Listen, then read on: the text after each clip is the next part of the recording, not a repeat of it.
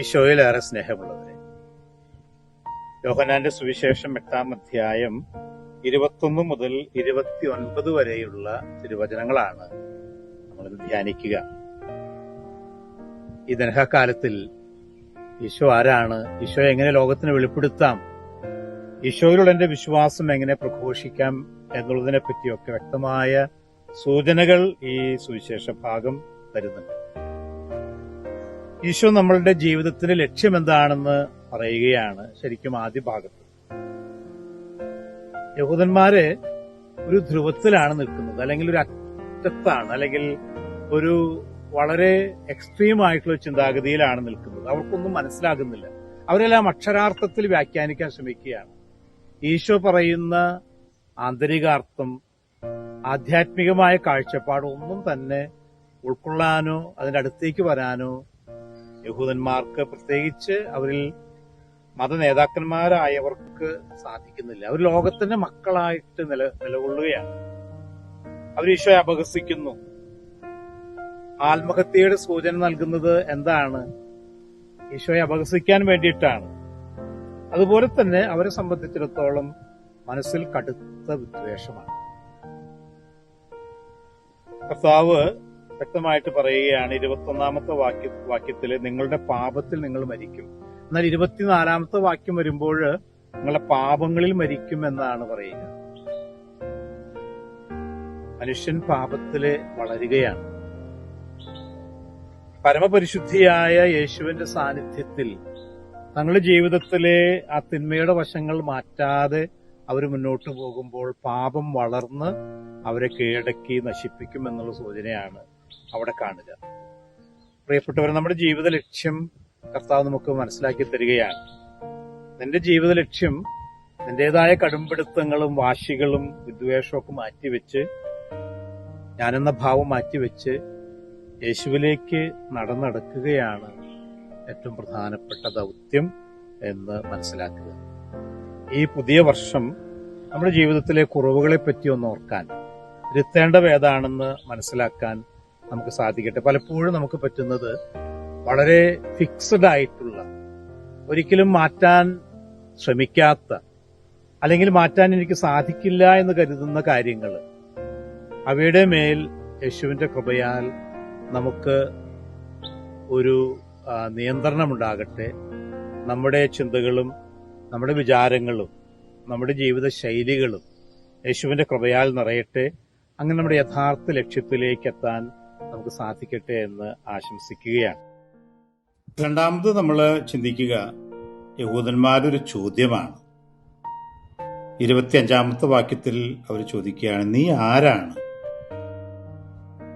ഈ ഒരു ചോദ്യം വളരെ അർത്ഥപൂർണമാണ്. ഈശോ സ്വയം വെളിപ്പെടുത്തുന്നുണ്ട്.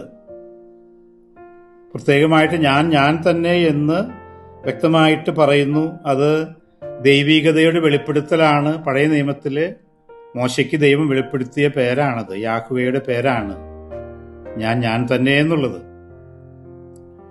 അപ്പോൾ അത് മനസ്സിലാക്കാനായിട്ട് അവർക്ക് സാധിക്കുന്നില്ല. വ്യക്തമായിട്ട് നമ്മൾ കാണും 10-ാം അധ്യായം 30-ാം വാക്യത്തില്, ഞാനും പിതാവും ഒന്നാണ് എന്നുള്ള ആ വചനം. അപ്പോൾ യേശുവിന്റെ ദൈവികത, യേശു ദൈവമാണ്, ദൈവപുത്രനാണ് എന്നുള്ള വലിയ സത്യം ഈശോ പല രീതിയിൽ പല പ്രാവശ്യം അവരോട് പറയുന്നുണ്ടെങ്കിലും അവർക്കത് മനസ്സിലാകുന്നില്ല എന്നുള്ളതാണ് ഏറ്റവും വേദനാജനകമായ ഒരു കാര്യം. അപ്പോൾ ഈശോ ഇന്ന് നമ്മൾ ഈശോയോട് ചോദിക്കുന്നുണ്ട്, നീ ആരാണ്? കുറെ കൂടി വ്യക്തമായിട്ട് പറയുകയാണെങ്കിൽ, ഈശോ എനിക്ക് ആരാണ്? ഈ ഒരു ചോദ്യം ശക്തമായിട്ട് നമ്മൾ ഇന്ന് നമ്മോട് തന്നെ ചോദിക്കേണ്ടതാണ്. ഈശോ വെറും ഒരു മതപ്രതീകമാണോ, മതനേതാവാണോ, എന്നെ പ്രചോദിപ്പിക്കുന്ന, അല്ലെങ്കിൽ എനിക്ക് വലിയ ഒരു ആത്മവിശ്വാസം നൽകുന്ന ഒരാൾ? അങ്ങനെയൊക്കെയുള്ള മാനുഷികമായ രീതിയിൽ ഇന്ന് പലരും യേശുവിനെ സമീപിക്കുന്നുണ്ട്. ചിലപ്പോൾ ക്രൈസ്തവ സഹോദരങ്ങളൊക്കെ ചിലപ്പോൾ അങ്ങനെയായിരിക്കും ആരംഭിക്കുന്നത്. പക്ഷേ അതിൽ നിന്നൊക്കെ വളരാൻ വിശ്വാസത്തിന്റെ വലിയ കൃപ നൽകി ദൈവം തന്നെ വളർത്തിയിട്ടുണ്ട്. യേശു ആരാണെന്ന് യഥാർത്ഥത്തിൽ തിരിച്ചറിയാൻ. അപ്പോൾ നമ്മൾ ചോദിക്കേണ്ട ഒരു ചോദ്യം, നീ ആരാണ്? യേശുവെ, നീ എനിക്ക് ആരാണ്? അത് ആത്മാർത്ഥമായിട്ട് ചോദിക്കുക, തന്നോട് തന്നെ ചോദിക്കുക. അങ്ങനെ ചോദിക്കുമ്പോൾ ആ ഈശോ എനിക്ക് ആരാണെന്നുള്ള ബോധ്യങ്ങളിൽ വളരാനായിട്ട് നമുക്ക് സാധിക്കും. ആ ഒരു വളർച്ചയാണ് കർത്താവ് നമ്മിൽ നിന്ന് പ്രതീക്ഷിക്കുന്നത് എന്നുകൂടി ഓർക്കുക. മൂന്നാമത് നമ്മൾ ചിന്തിക്കുക, നീ ആരാകുന്നു എന്നുള്ള ചോദ്യം അതിന് ഈശോ ജീവിതത്തിലൂടെ നൽകിയ ഉത്തരമാണ്. ഈശോയുടെ ജീവിത സാക്ഷ്യമാണ് നമ്മൾ ഈ സുവിശേഷത്തിൽ മൂന്നാമത് നമ്മൾ ചിന്തിക്കുക. ഈശോ പറയുകയാണ്, കുരിശിൽ ഉയർത്തപ്പെടുമ്പോൾ 28-ാം വാക്യത്തിൽ, നിങ്ങൾ മനുഷ്യപുത്രനെ ഉയർത്തിക്കഴിയുമ്പോൾ ഞാൻ തന്നെയെന്നും ഞാൻ സ്വമേധയാ ഒന്നും പ്രവർത്തിക്കുന്നില്ല എന്നൊക്കെ നിങ്ങൾക്ക് മനസ്സിലാകുമെന്ന് കർത്താവ് പറയുന്നൊരർത്ഥം എന്താണ്? യേശുവിന്റെ ദൈവത്വം, യേശു ദൈവപുത്രനാണെന്നുള്ള വലിയ സത്യം അത് വ്യക്തമായിട്ട് ലോകത്തിന് മനസ്സിലാക്കുക കുരിശിലാണ്.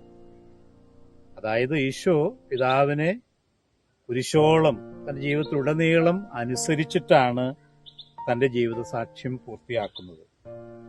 ആ സഹനത്തിലൂടെ, പൂർണ്ണമായ അനുസരണത്തിലൂടെ കർത്താവ് പിതാവിന്റെ സ്വന്തമാകുന്നു.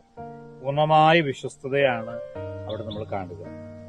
അപ്പൊ അതുകൊണ്ട് ഈ വചനം വായിക്കുമ്പോൾ നമ്മുടെ മനസ്സിലുണ്ടാകേണ്ടത് ഈശോ നമുക്കൊരു വലിയ മാതൃക നൽകുകയാണ്. ത്യാഗത്തിന്റെയും സഹനത്തിന്റെയും അനുസരണത്തിന്റെയും മാതൃക നൽകുന്ന ഈശോയ്ക്ക് വേണ്ടി നീ എന്താണ് സഹിക്കാൻ, നീ എന്താണ് നിന്റെ ഭാഗത്തു നിന്നുള്ള ത്യാഗം എന്ന് നമ്മളോട് ചോദിക്കുകയാണ്. നമ്മളവിടെ വായിക്കുന്ന ഏറ്റവും അവസാനത്തെ വാചകം, ഇത് പറഞ്ഞപ്പോൾ വളരെ പേർ അവനിൽ വിശ്വസിച്ചു എന്ന് കാണുന്നുണ്ട്. യഹൂദ മത നേതാക്കന്മാരുടെ ശക്തമായ ഭീഷണിയും സമ്മർദ്ദവും ഒക്കെ മറികടന്ന് വളരെയധികം പേര് തങ്ങളുടെ ജീവിതത്തില് യേശുവിനോടൊപ്പം നിൽക്കുന്നു, യേശുവിനെ സ്വീകരിക്കുന്നു. അതൊരു സൂചനയാണ്. യേശുവിന് വേണ്ടി നമുക്ക് എന്താണ് നഷ്ടപ്പെടുത്താനുള്ളത് എന്നുള്ളൊരു ചോദ്യം കൂടി ഈ സുവിശേഷം വായിക്കുമ്പോൾ നമുക്ക് മനസ്സിലാക്കാം. ഈ 3 കാര്യങ്ങൾ നമുക്ക് ഇന്ന് പ്രത്യേകമായിട്ട് ഓർക്കാം. ഈശോ നമ്മുടെ ജീവിത ലക്ഷ്യത്തിലേക്ക് നമ്മളെ നയിക്കുന്നു. നമ്മുടെ ഇടുങ്ങിയ അവസ്ഥകള്, മനോഭാവങ്ങളൊക്കെ കളഞ്ഞ് ഈശോയിലേക്ക് കടന്നു വരാൻ ഈശോ നമ്മളെ വിളിക്കുന്നു. ഒപ്പം തന്നെ ഈശോ നീ ആരാണ് എന്നുള്ള ആത്മാർത്ഥമായ ചോദ്യം നമ്മുടെ ഭാഗത്തു നിന്നുണ്ടാകണം. അതുപോലെ തന്നെ ഈശോ തന്റെ പൂർണ്ണമായ അനുസരണം കൊണ്ട് പിതാവിനെ സ്നേഹിച്ചതുപോലെ നമ്മുടെ ജീവിതത്തിലും നമ്മുടേതായ കൊച്ചു കൊച്ചു ത്യാഗങ്ങൾ കൊണ്ട് ഈശോയ്ക്ക് വില കൊടുക്കുവാൻ നമുക്ക് സാധിക്കട്ടെ എന്ന് ആശംസിക്കുകയാണ്. ഈ പുതിയ വർഷം അനുഗ്രഹപൂർണമാകട്ടെ. ദൈവാനുഗ്രഹങ്ങളാൽ നിങ്ങളും നിങ്ങളുടെ കുടുംബങ്ങളും നിങ്ങളുടെ വ്യക്തിജീവിതങ്ങളും സമൃദ്ധമാകട്ടെ എന്ന് പ്രത്യേകമായിട്ട് പ്രാർത്ഥിക്കുന്നു. ആമേൻ.